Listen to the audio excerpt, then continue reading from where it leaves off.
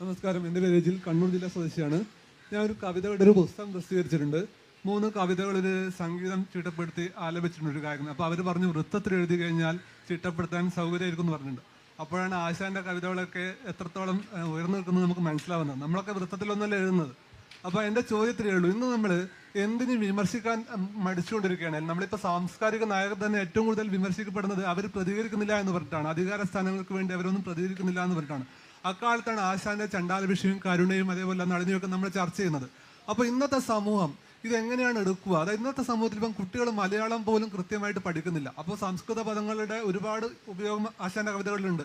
എനിക്ക് പോലും ഞാൻ കുറേ വായിക്കുന്ന ആളാണ്, എനിക്ക് പോലും മുഴുവനായിട്ട് വായിക്കാൻ പറ്റാറില്ല. അപ്പോൾ ഇന്നത്തെ സമൂഹം ചണ്ടാലഭിഷയും കരുണയും നളിനിയൊക്കെ എങ്ങനെയാണ് ഉൾക്കൊള്ളാമെന്ന് എനിക്ക് കൽപ്പനാരായണ മാഷിന് അറിയാനൊരാഗ്രഹമുണ്ട്.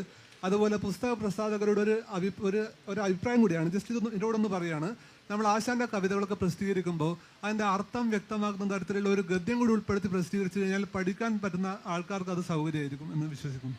അതിൻ്റെ ഒരു മറുപടി വളരെ അർത്ഥബോധത്തോടു കൂടി ഗ്രഹിക്കുകയാണ്. ഇപ്പം നേരത്തെ മനോജ് പറഞ്ഞ ഓതി നീണ്ട ജടയും നഖങ്ങളെന്ന് വായിച്ചാൽ ഒരു പ്രയാസവും അന്വയത്തിന്, മറിച്ച് ഓതി നീണ്ട ജടയും നഖങ്ങളെന്ന് വായിച്ചാൽ കുഴപ്പമായി. ഇങ്ങനെ അർത്ഥബോധത്തോടു കൂടി വായിച്ചാൽ സരളമാണ് കുമാരനാശാൻ. മാത്രമല്ല നമുക്ക് അത്രമേൽ അതിലുള്ള ഒരു സൗന്ദര്യം ഗ്രഹിക്കാനും സാധിക്കും.